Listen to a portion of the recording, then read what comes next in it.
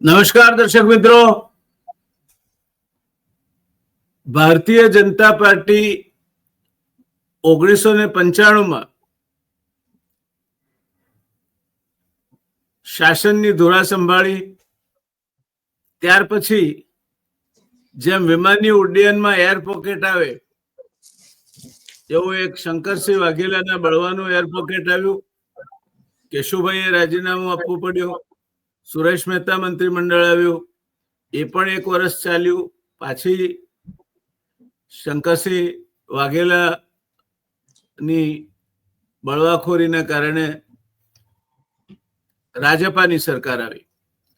બે મુખ્યમંત્રીઓ એને આવી ગયા, શંકરસિંહ વાઘેલા અને દિલીપભાઈ પરીખ. દિલીપભાઈ પરીખ અલબત્ત 2 મહિના માટે હતા મુખ્યમંત્રી, પણ મુખ્યમંત્રી તરીકે રહી ચૂક્યા. ત્યાર પછી વળી પાછા 1998માં કેશુભાઈ ચૂંટાઈ આવ્યા.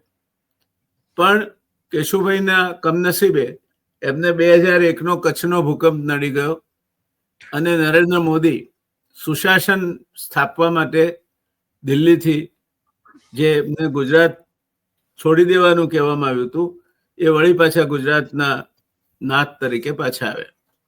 એમનું શાસન ચાલ્યું, 2014 સુધી ચાલ્યું.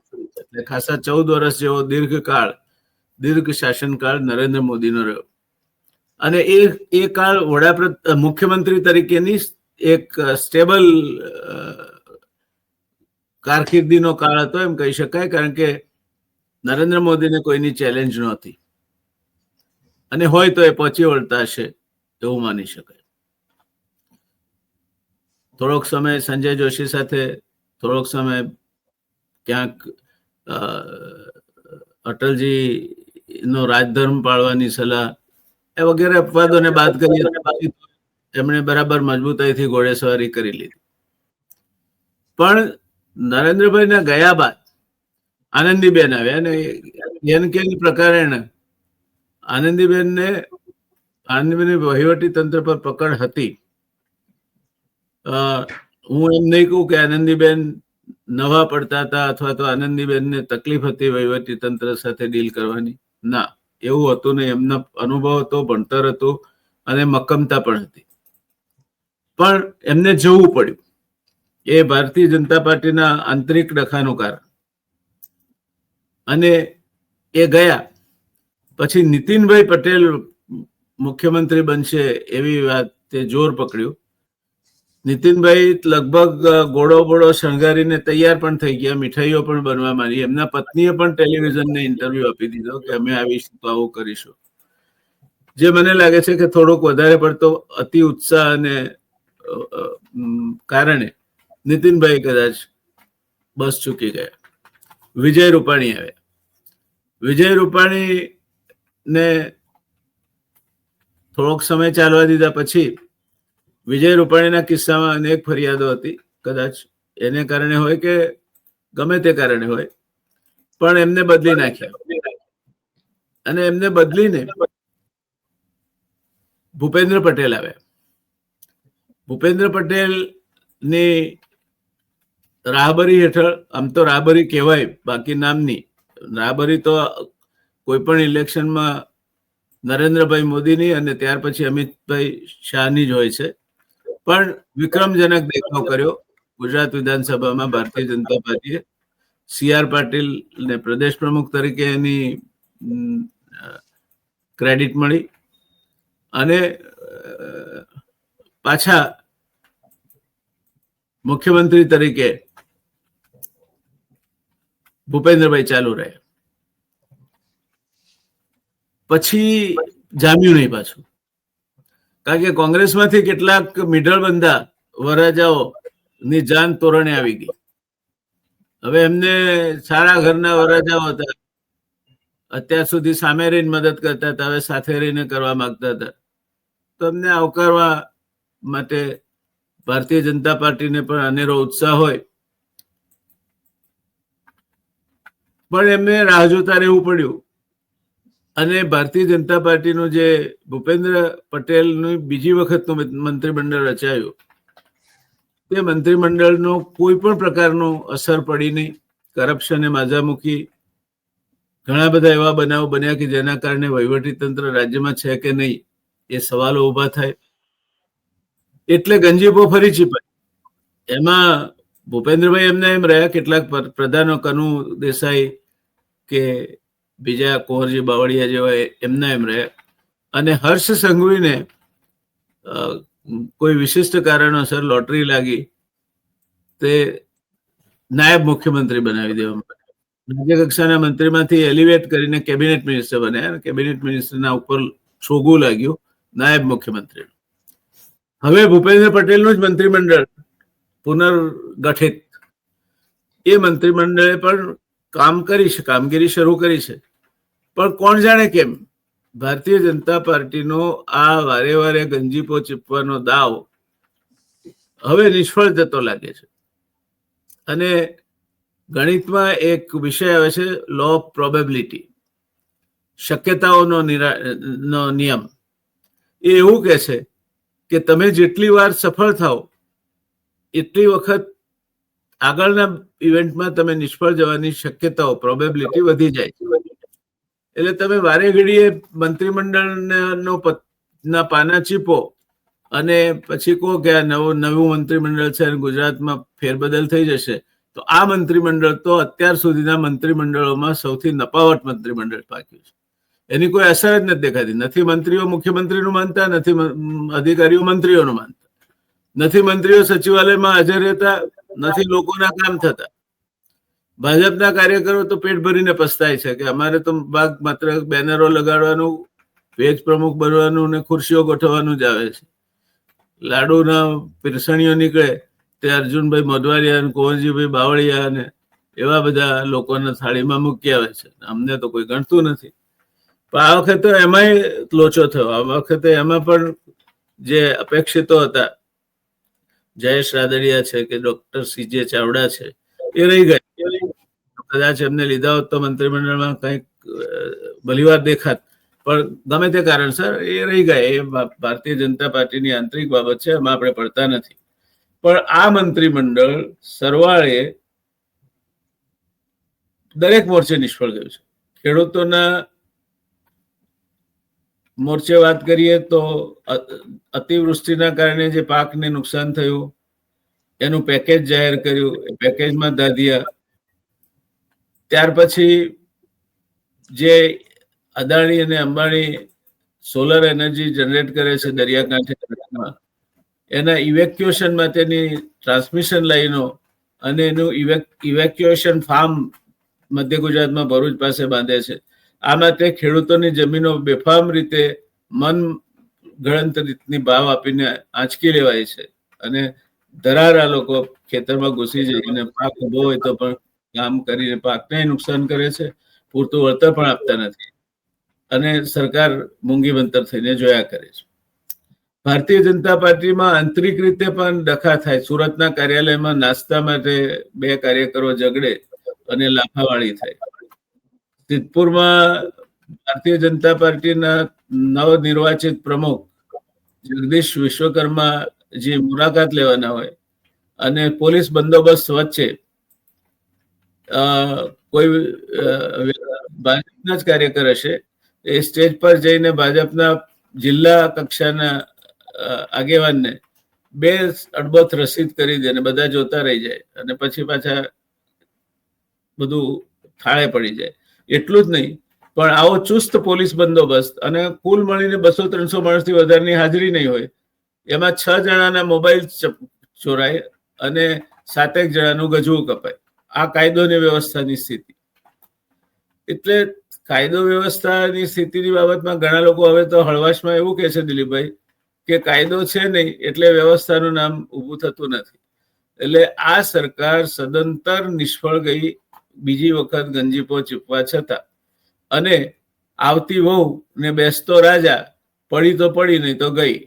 તો આ બેસતો રાજા બીજી વાર ત્રીજી વાર બેઠો. ભૂપેન્દ્રભાઈની આમ તો ભલે મુખ્યમંત્રી તરીકે પહેલી વાર, પછી બીજી વાર આવ્યા, હવે મુખ્યમંત્રી તરીકે તો એ ચાલુ રહ્યા છે, એટલે એમનું જ મંત્રીમંડળનું રિશફલ થયું કહેવાય. એટલે બે વાર ગુજરાતના મુખ્યમંત્રી બનવા છતાં, ઘણો લાંબા સમયનો વ્યાપક અનુભવ હોવા છતાં ભૂપેન્દ્રભાઈને કોઈ ગાંઠતું નથી. અને નાયબ મુખ્યમંત્રી તરીકે એ બધો દારોમદાર હર્ષ સંઘવી સંભાળે છે. હર્ષ સંઘવીનો વાણીવિલાસ સાંભળવા જેવો હોય છે. એમને કોઈ ડિગ્રી વાળા ધારાસભ્યો એની સામે વાંધો છે. હવે પોતે નહીં ભણી શક્યા એ જુદી વાત છે, એમના કારણો હશે નહીં ભણવાના, પણ એમાં આપણે પડતા નથી. એમની અંગત બાબત છે. નથી ભણ્યા તો સારું છે, નહીં એમને મુબારક. અને નહીં ભણ્યા છતાંય ગુજરાતના નાયબ મુખ્યમંત્રી બની શકાય એવું ઉદાહરણ ભારતીય જનતા પાર્ટીએ પૂરું પાડ્યું. ભારતીય જનતા પાર્ટીને પણ મુબારક. પણ ભણેલા છે માટે એ લોકો આવા વિધાનો કરે છે, તમે ગભરાશો નહીં એવું ભાષણમાં કહેનાર આ રાજ્યના નાયબ મુખ્યમંત્રી ઉર્ફે ગૃહમંત્રી, એમને ભણતર સામે શું વાંધો છે? અત્યારે તો આપણે જ્ઞાનના યુગમાં જીવીએ છીએ. એવું કહેવાય છે કે નોલેજ ઇઝ પાવર, અને who has earliest access to the knowledge is most powerful, એવું એલ્વિન ટોફલર કહે છે. તો આપણા નાયબ મુખ્યમંત્રી કમ ગૃહમંત્રીને ભણતર સામે વાંધો છે. ભણેલા ગણેલા લોકો એમના અધિકારીઓને ધમકાવે છે, એ સામે વાંધો છે. એટલે ભણેલા ગણેલા લોકો છે એનો વાંધો છે, એમના અધિકારીઓ નબળા છે અને ધમકાવે છે એનો વાંધો છે, દારૂ ને ડ્રગ્સ ખુલ્લેઆમ વેચાય છે એનો વાંધો છે. કારણ કે જાહેરાત તો બહાદુરીપૂર્વક એમણે કરી કે દારૂ કે ડ્રગ વેચાય તો તમને જાણ કરજો, પણ એ બધું વિગતવાર પૂરું પાડવા છતાં કોઈ એની અસર થતી નથી. મેં પણ એક કિસ્સામાં વિડીયો સાથે મોકલાવ્યું છે, પણ નાયબ ગૃહમંત્રી શ્રીએ કે આ રાજ્યના પોલીસ વડાશ્રીએ એને એકનોલેજમેન્ટ કરવા પૂરતી પણ વિવેક નથી જાણ્યો. આમ તો મારી પાસે બીજો કોઈ હોદ્દો નથી, પણ હું પૂર્વ ધારાસભ્યોની કાઉન્સિલનો સિનિયર વાઇસ ચેરમેન છું, એટલે પબ્લિક લાઈફ ફંક્શનરી તો છું જ. મને જવાબ આપવા બંધાયેલા છે, પણ હર્ષ સંઘવી છે એમને હરખ નથી આવતો જવાબ આપવાનો. એટલે આ પરિસ્થિતિમાં દિલીપભાઈ, મારે સીધો પ્રશ્ન તમને એક કરવો છે. તમે તો ગાંધીનગર કવર કર્યું છે, પત્રકારત્વનો બહોળો અનુભવ ધરાવો છો. હવે અત્યારે આખા રાજ્યની ચિંતા કરી શકાય એ રીતનું આપનું ફલક વિસ્તર્યું છે. તો આ થયું છે શું? આ પોલિસી પેરાલિસિસ હતું માટે રિશફલ કર્યું. હવે પોલિસી પેરાલિસિસના બદલે આખું પેરાલિસિસ થઈ ગયું એવું લાગે છે. નથી મુખ્યમંત્રીને કોઈ ગાંઠતું, નાયબ મુખ્યમંત્રી બેફામ વાણી વિલાસ કરે છે. ભલભલા ચમરબંધીને પણ છોડીશું નહીં, પણ પકડ્યા કોને તે છોડવાની વાત આવે છે. એટલે આ પરિસ્થિતિમાં આ ગુજરાતનું નાવ, અને બીજી બાજુ 2030માં કોમનવેલ્થ ગેમ અહીં રમાવાની છે, ત્યારે ગુજરાતનું નાવ ક્યાંક ખરાબે તો નહીં ચડે ને? શું લાગે છે આપને? જયંતભાઈ, તમે ઘણી વિસ્તૃત બધી વિગતો દર્શકોને આપી, ભાજપના શાસનકાળથી શરૂથી લઈને અત્યાર સુધીની. પણ આમાં અત્યારે જે પરિસ્થિતિ છે જયંતભાઈ, મારી દ્રષ્ટિએ મોટી ખોડ એ છે કે ભૂપેન્દ્રભાઈનું કોઈ સાંભળતા નથી. તકલીફ એ છે, અને એટલા માટે એમણે એમના જ પ્રધાનોને 3 વખત સૂચના આપી. 3 વખત કે ભાઈ, તમે જ્યારે પ્રજાને મળવાનો દિવસ છે આપણો, એ દિવસે તમે હાજર રહો મંગળવારે. 3 વખત કહેવું પડ્યું છે, એક વખત નહીં. છતાં પણ પરિસ્થિતિ એ છે કે કોઈ હાજર રહેતું નથી. તો અત્યારે એક તો મંત્રીઓ, એમના જે પ્રધાનો જે છે એ એમને ગણકારતા નથી. કારણ કે એનું મહત્વનું કારણ એ છે, એક તો કે સૌમ્ય સ્વભાવ છે એનો. કોઈને ખખડાવીને કેવું, કોઈને નરેન્દ્ર મોદીની જેમ દાટીને કેવું, એ એમના સ્વભાવમાં નથી. એ લોકોને સ્વતંત્ર રીતે કામ કરવા દેવામાં માને છે. જે પરિસ્થિતિ કેશુભાઈના સમયમાં હતી એ જ પરિસ્થિતિ ઓલમોસ્ટ અત્યારે છે. કેશુભાઈનો તો હજુ કંઈક અંકુશ હતો, પરંતુ એવી જ પરિસ્થિતિ અત્યારે જોઈ રહ્યા છે આપણે પ્રધાનો ઉપરના અંકુશની. તો આ જે પરિસ્થિતિ છે, તો એમનો સ્વભાવ. બીજું કે અત્યારે મોટા ભાગના જે આદેશો આપવામાં આવે છે, એ જે રીતે નરેન્દ્ર મોદીના સમયમાં, કેશુભાઈના સમયમાં નરેન્દ્ર મોદી જે સુપર સીએમ હતા અને એન્ટી ચેમ્બરમાં બેસીને જે બધા નિર્ણયો લેતા હતા, એવી જ પરિસ્થિતિ અત્યારે એવી છે કે અત્યારે દિલ્હીની ચેમ્બરમાંથી બધા નિર્ણયો લેવામાં આવી રહ્યા છે. અને એ પ્રધાનો સારી રીતે જાણી ગયા છે કે ભાઈ, આપણે દિલ્હીને સાચવી લઈશું તો ભૂપેન્દ્રભાઈને સાચવવાની કોઈ જરૂર નથી. આપણે આપણી રીતે કામ કરો ને, આપણે લોકોની વચ્ચે જાઓ ને, આપણે જે કંઈ કરવાનું છે કરો. આ અત્યારે તમે જે કોઈ પેરાલિસિસ થઈ ગયો હોય એવું લાગી રહ્યું છે. આખા પ્રધાનમંત્રી, આખી સરકારને પેરાલિસિસ થઈ ગયો હોય એવું લાગી રહ્યું છે. કારણ કે આપણે જાણીએ છીએ કે જે આ પ્રધાનોની વાત કરી, એ જ રીતે એના જે અધિકારીઓ જે છે, એ અધિકારીઓ પણ આ રીતે ગાંઠતા નથી. એવા અનેક ઉદાહરણો છે, એવા આપી શકીએ એમ છીએ. આપણે જોઈએ કચ્છથી લઈને દ્વારકાથી લઈને મોરબી થી લઈને ઉત્તર ગુજરાત થી લઈને દક્ષિણ ગુજરાત સુધી જે કંઈ અત્યારે વીજ લાઈનો નાખવામાં આવી રહી છે એ વીજળીનું ખાનગીકરણ કોઈ પણ જાતની જાહેરાત વગર કરવામાં આવ્યું હોય એના આ બધા આજે એક સર્વાંગી રીતે આપણે વિચારીએ તો મોટાભાગનું એવું જોવા મળે છે. કારણ કે જે અત્યાર સુધી વીજ વિતરણનું મોટાભાગનું કામ કોણ કરતું હતું તો એ સરકારી કંપનીઓ કરતી હતી. જે સૌરભ દલાલે જે કંપનીઓ બનાવી હતી વીજ જીઈબી માંથી અલગ અલગ કરીને, તો એની વીજ વિતરણની એક કંપની હતી. તો એ કંપનીનું જ ખરેખર જવાબદારી હોવી જોઈએ. એના બદલે અદાણીને અને રિલાયન્સને કામ આપી દેવામાં આવ્યું છે ઓલરેડી, અને એ વીજ વિતરણનું કામ કરે છે. ભલે એ અત્યારે આપણે જાણીએ છીએ કે જે સૌર ઉર્જા અને વિન્ડ પાવરથી જે કંઈ વીજળી મળે છે એનું વિતરણની આ બધી લાઈનો ગોઠવવામાં આવી રહી છે. અને ઘણી જગ્યાએ આપણે જોઈએ છીએ કે મોટી મોટી કંપનીઓને પણ હવે આમાંથી વીજળી આપવાની શરૂઆત થઈ ગઈ છે. એમાં જામનગરની મોટી કંપની કહી શકાય કે મોટી જે રિફાઇનરી છે એને પણ એ રીતે પાવર આપવાની શક્યતાઓ અત્યારે પણ જોવાઈ રહી છે. તો આ વીજળીનું ખાનગીકરણ જે કરી દેવાયું છે એમાં ગુજરાત સરકાર ક્યાંય ચિત્રમાં હોય એવું દેખાતું નથી.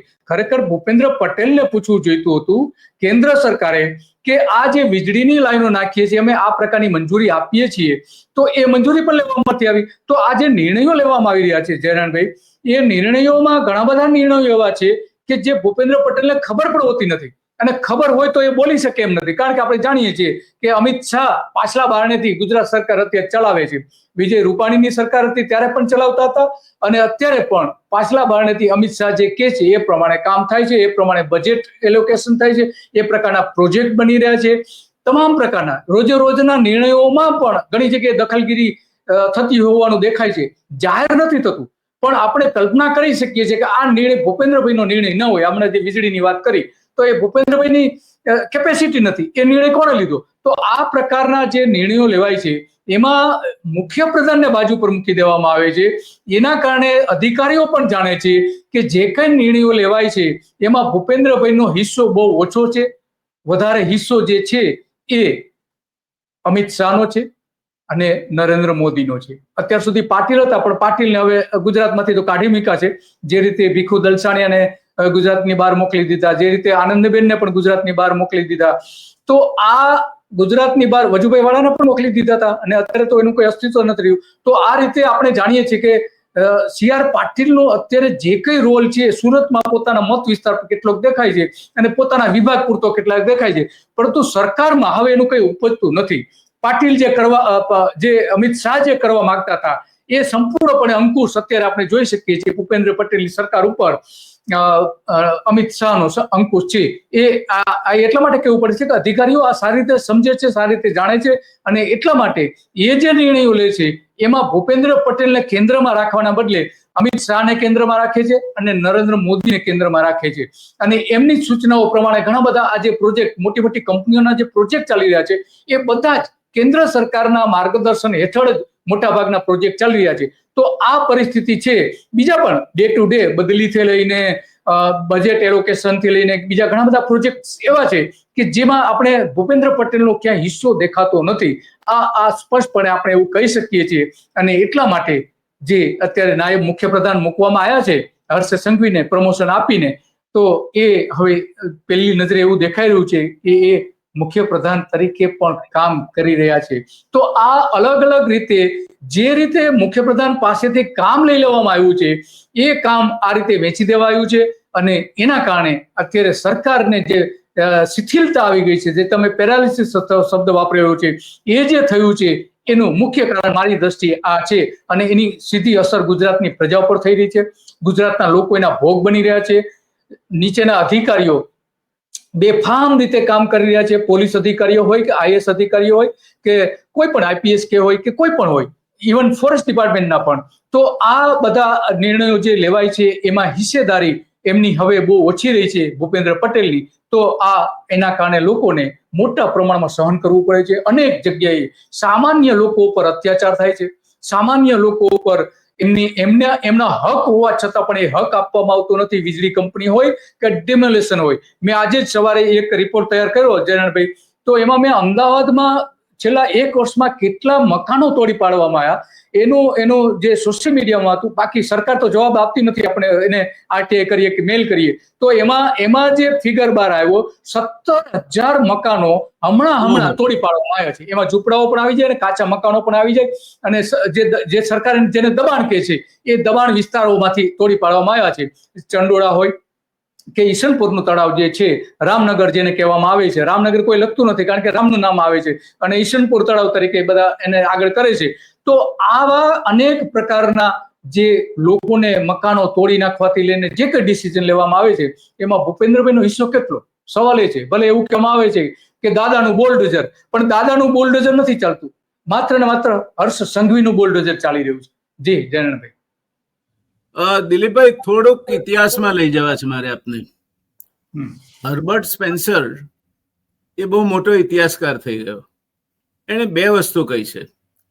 પહેલું કહ્યું છે કે ઇતિહાસનો જો કોઈ પદાર્થ પાઠ હોય તો એ છે કે માણસ ઇતિહાસમાંથી કશું શીખતો નથી. અને બીજું એનું વાક્ય છે એ છે કે ઇતિહાસ પુનરાવર્તિત થાય છે, પહેલી વાર કોમેડી તરીકે અને બીજી વાર એ ડિઝાસ્ટર તરીકે. હવે આપણે 1985 જઈએ. માધવસિંહભાઈ 149 બેઠકો સાથે ચૂંટાઈ આવ્યા. એ પહેલા 80માં 141 બેઠક મેળવી તેમણે. પૂરેપૂરો વિશ્વાસ હાઈકમાન્ડ નો હતો, એટલે 1985 વખતે પોતે ફરી સરકાર બનાવે તો પોતાને પૂછવા વાળું કોઈ સરકારમાં રહે જ નહીં. એ પ્રકારની વ્યવસ્થા કરવા માટે એમણે દિગ્ગજોને ટિકિટો નહોતી આપી. સનત મહેતાને ટિકિટ નહીં આપી, મનોહરસિંહ જાડેજાને ટિકિટ નહીં આપી, જસવંતસિંહ દાનસિંહ ચૌહાણને નહીં આપી, હરિહર ખંભોજાને નહીં આપી, ઘણા બધા દિગ્ગજોને કાપી નાખ્યા. પરિણામે માધવસિંહભાઈ ચૂંટાઈ આવ્યા, 149 બેઠકો લઈ આવ્યા. પણ 6-7 મહિના પછી અનામત આંદોલનના કારણે જયારે એમને જવાનું આવ્યું ત્યારે એમના પછી અમરસિંહભાઈ મુખ્યમંત્રી તરીકે આવ્યા, અને નીચે ધારાસભ્યો બધા માધવસિંહભાઈને વફાદાર હતા.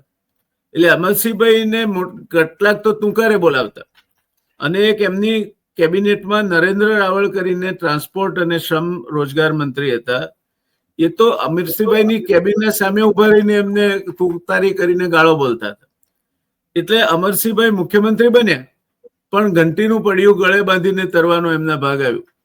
પરિણામે અમરસિંહભાઈ 4 વર્ષ મુખ્યમંત્રી તરીકે રહ્યા. ત્યાર પછી કોંગ્રેસ જે સત્તા પરથી ગઈ છે તે એક થિયોરેટિકલી ચિમનભાઈના કારણે કોંગ્રેસ 91 થી 95 કોંગ્રેસ રહી. બાકી કોંગ્રેસ ત્યાર પછી ગુજરાતમાં એને મરણતોલ ફટકો પડ્યો છે, ઊભી થઈ શકી નથી અને ભાંખોડીએ ચાલતી થઈ ગઈ છે. અને હવે એમાં પણ ઘણા બધા મોટા કોંગ્રેસના આગેવાનો ભારતીય જનતા પાર્ટીના ઘરે જઈને બેસી ગયા છે. તો આ જ ઇતિહાસ,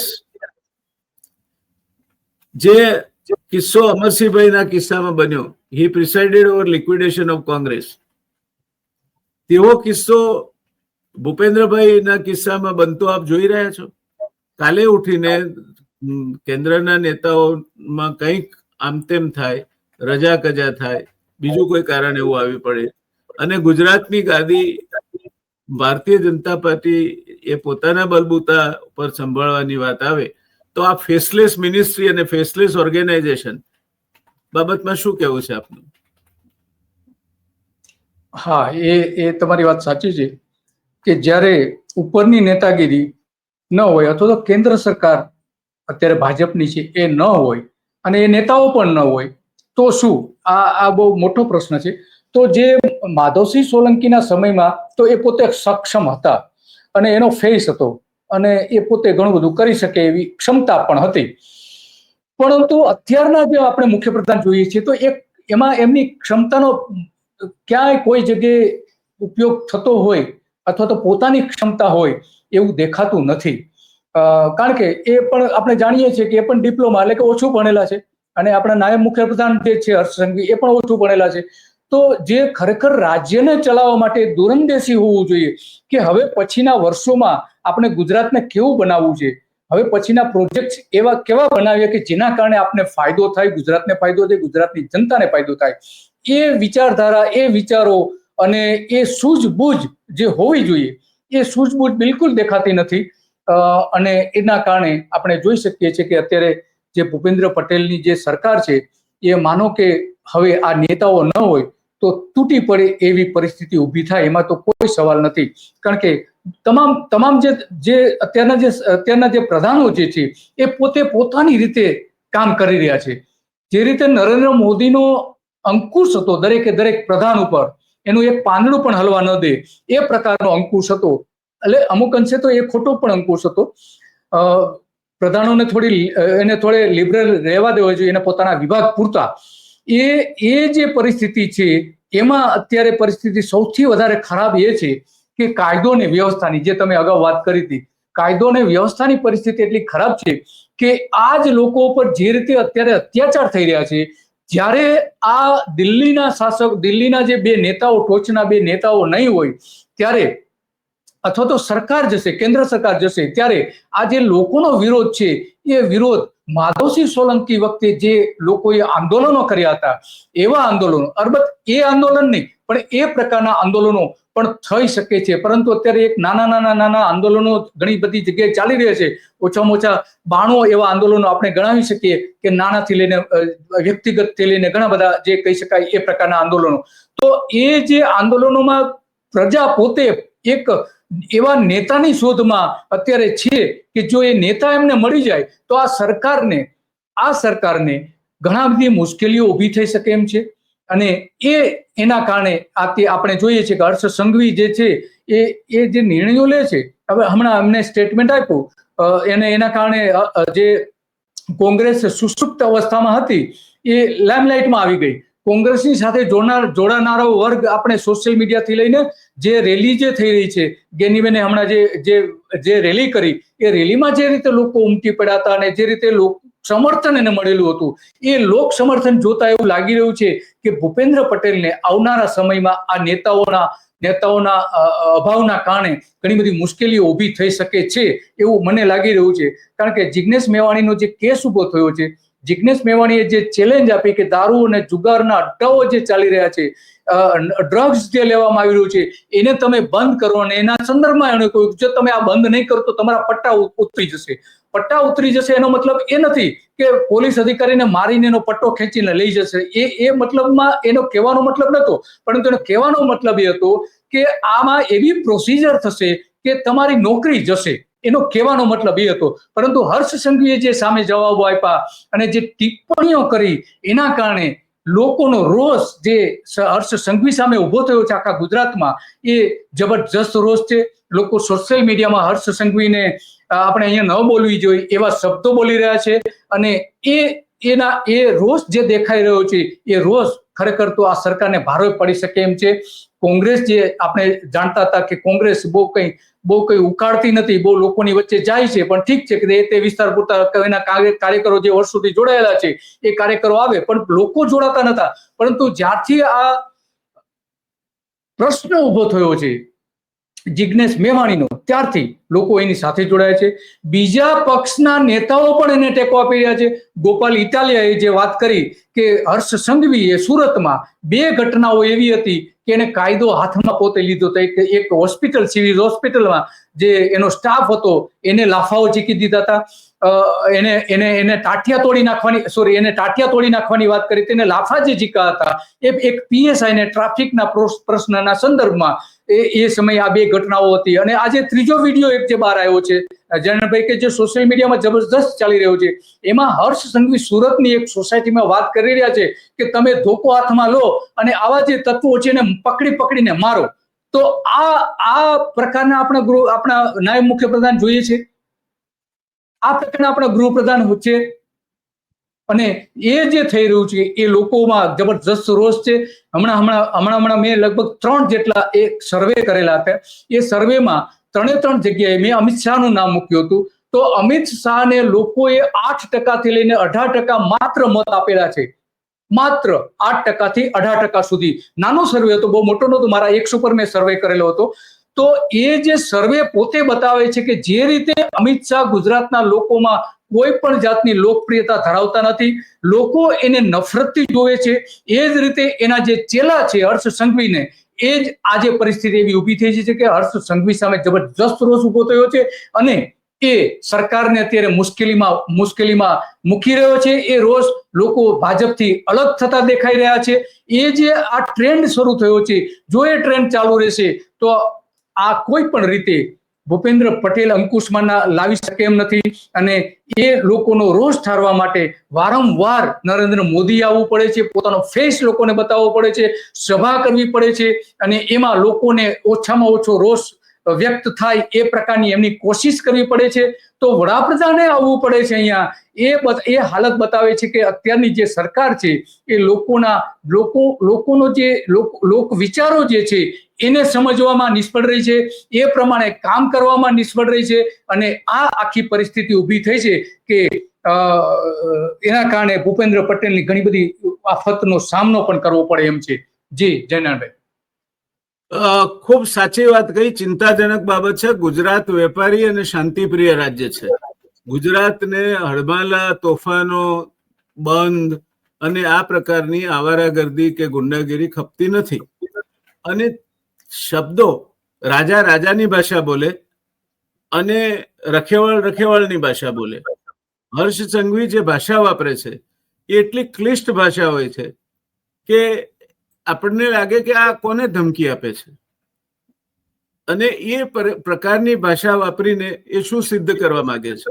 ત્યારે હું વળી પાછા તમને અમરસિંહ ચૌધરીનો કાર્યકાળ દરમિયાન લઈ જાઉં છું કે જેણે કોંગ્રેસનું સત્યાનાશ કાઢી નાખ્યું. તે વખતે પોલીસની અશિસ્ત અને પોલીસ યુનિયન એવું માથાભારે થઈ ગયું હતું કે એને કાબુમાં રાખતા આંખે પાણી આવી ગયા હતા. આજે પાટણમાં કહેવાતા પોલીસ પરિવારો રેલી કાઢે, છાજિયા લે એક સિટિંગ MLA ના, અને તે ડીએસપી જ્યાં બેસે છે તે ડીએસપી ના નાક નીચે અને કલેક્ટર જ્યાં બેસે છે તે કલેક્ટરના નાક નીચે. તો આ ડીએસપી અને કલેક્ટરની રાષ્ટ્રધ્વજ પ્રત્યેની કોઈ ફરજ ખરી કે નહીં? પેલો ચૂંટાયેલો પ્રતિનિધિ છે, એને કહ્યું હોય, એને કદાચ તમને લાગતું હોય કે એને કંઈ કશો મર્યાદા ભંગ કર્યો છે તો એના સામે તમે કાયદેસર જે થતી હોય તે કાર્યવાહી કરી શકો. પણ તમારો પોલીસ બળને એવો તો કોઈ, એને ભારતીય જનતા પાર્ટી વિરોધ પક્ષમાં હતી ત્યારે આ જ ભાષા બોલતી હતી. અમે તમારા પટ્ટા ઉતારી નાખીશું, તમારો ડ્રેસ છોડાવી દઈશું. એ બધું તમે બધું ભૂલી ગયા. અને હર્ષ સંઘવી અત્યારે, હર્ષ સંઘવીને ભણેલા સામે વાંધો છે. હવે હર્ષ સંઘવી એવું કે છે કે પેલા ભણેલા ગણેલા લોકો કેટલાક આવી, તો ભાઈ ભણતરનો તને વાંધો છે કે પેલો બોલે છે એનો વાંધો છે કે તું ડ્રગ વેચતા, દારૂ વેચતા અને બાકીનો અનિષ્ટો બંધ નથી કરાવી શકાતા એનો વાંધો શું છે? હર્ષ સંઘવીને પીડ ક્યાં આવે છે તાજમો ખાવાથી માટે તે સમજાતું નથી. અને પોલીસ જેવો શિસ્તબદ્ધ ફોર્સ એ આજે આ કરશે, કાલે ઉઠીને સરકારના સામે આવશે ત્યારે શું થશે? તો કેમ એના સામે સખત પગલા નહીં લેવા જોઈએ? એસપી ને સસ્પેન્ડ કરવા જોઈએ. જો એસપી ના નાક નીચે આ પ્રકારનો એમનો પોલીસ બેડા વાળા આંદોલનો કરતા હોય પ્રજાના ચૂંટાયેલા પ્રતિનિધિ સામે, તો એ યોગ્ય નથી, શોભાસ્પદ પણ નથી. કલેક્ટરને એસપી ને ત્યાં બેસાડ્યા છે શું કરવા? એ સરકારના પ્રતિનિધિ છે. અને વિરોધ પક્ષમાં હોય એટલે શું થયું? ગુજરાતના પ્રતિનિધિ છે જિગ્નેશ મેવાણી, ચૂંટાઈને આવે છે, 2 લાખ 2.5 લાખ લોકોનું પ્રતિનિધિત્વ કરે છે. તો કલેક્ટર અને ડીએસપી જે રોગ ઘાલી રહ્યા છે આ રાજ્યમાં પાટણના, એ બહુ ખતરનાક વસ્તુ છે મારા મત પ્રમાણે. હા, એ તમારી વાત સાથે 100% ની 101% હું સહમત છું. એટલા માટે સહમત છું કે આપણે જોઈએ છીએ કે જ્યાં લોકો પોતાનો અવાજ રજૂ કરે છે, એક તો એને અવાજ રજૂ કરવા માટેની, એટલે કે રેલી કાઢવા માટેની, દેખાવો કરવા માટેની કોઈ મંજૂરી પોલીસ દ્વારા આપવામાં આવતી નથી. બીજી બાજુ કે આ પોલીસ અધિકારીઓને સ્પષ્ટપણે સૂચનાઓ આપવામાં, લિખિત સૂચના આપતા નથી આપણે જાણીએ છીએ, એવી સ્પષ્ટપણે હર્ષ સંઘવી અને એના વિભાગ દ્વારા સૂચના આપવામાં આવેલી દેખાઈ રહી છે કે એમાં જ્યાં જે ખેડૂતો વિરોધ કરે, જે લોકો વિરોધ કરે, જે પોતાના પ્રશ્નો રજૂ કરે, એને સ્પષ્ટપણે કહી દે છે આ જ પોલીસ અધિકારીઓ કે અમે તમને પકડીને પૂરી દઈશું. જાતની ધમકી આપે છે આ જ પોલીસ ડિપાર્ટમેન્ટ કે જે લોકો પોતાનો અવાજ રજૂ કરે, પછી પોતાની માંગણી કરે છે, જે પોતાનો હક છે. તો આ જે સૂચનાઓ આપેલી છે અને જે રીતના જે રીતના ઘટનાઓ સામે આવી રહી છે તેવા સ્પષ્ટપણે માની રહ્યા છે કે જે ઉપરથી સૂચના આવી છે એ પ્રમાણે કામ કરો. આપણને પૂછનાર કોઈ નથી. લોકોને મારવા હોય તો મારો, દંડા ફટકારવા હોય તો દંડા ફટકારો, એને પકડીને પોલીસ સ્ટેશન લઈ જવા હોય તો પોલીસ સ્ટેશન લઈ જાઓ. ખેતર ઉપર જઈને એને ધમકી આપો ખેડૂતને કે જો તમે નહીં કરવા દો તો સરકારના કામમાં રૂકાવટ છે, આ સરકારનું કામ છે અને તમને પકડીને અમે લઈ જઈશું. એ એમને પકડીને લઈ જાય છે.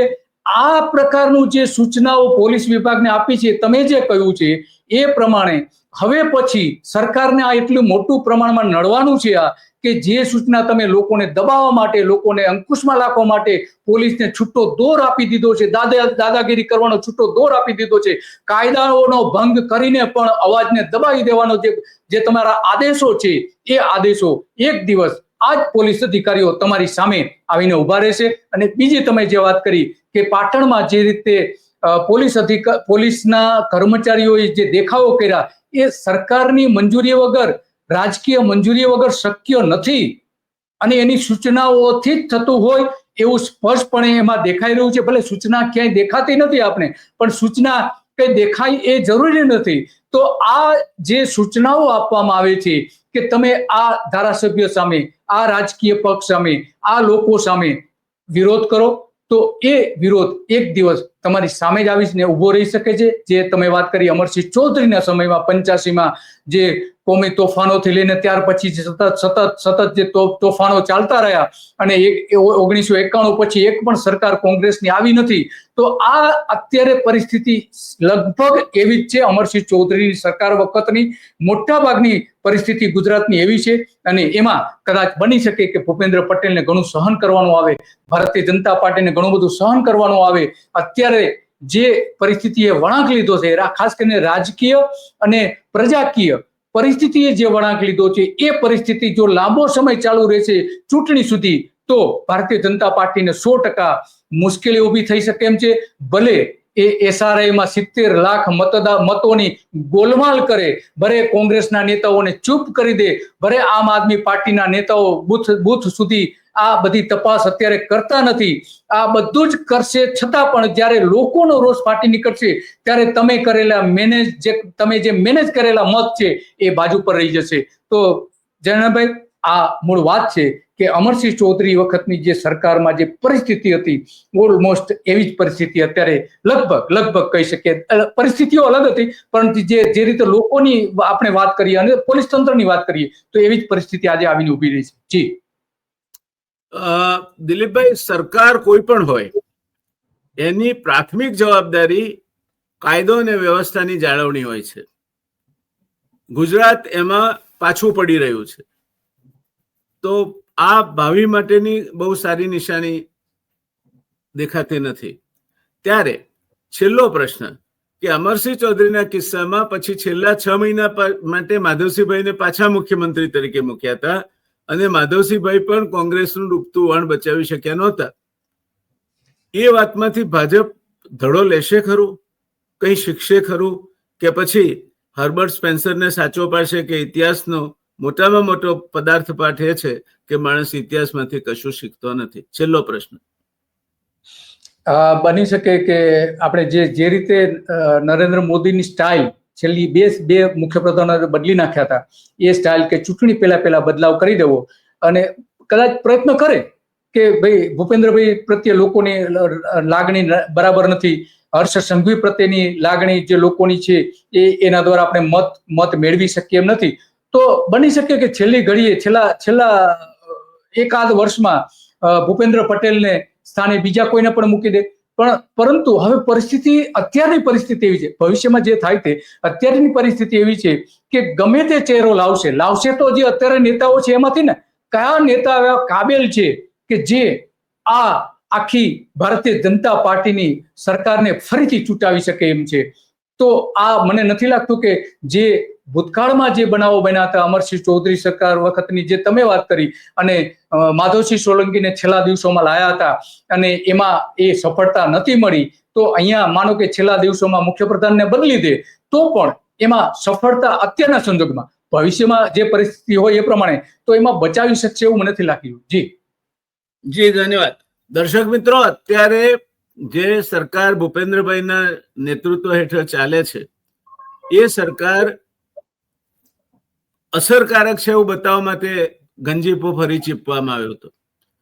પરિણામે અપેક્ષા હતી કે સરકાર પોતાનો એક રૂક્કો જમાવે, એવું થયું નથી.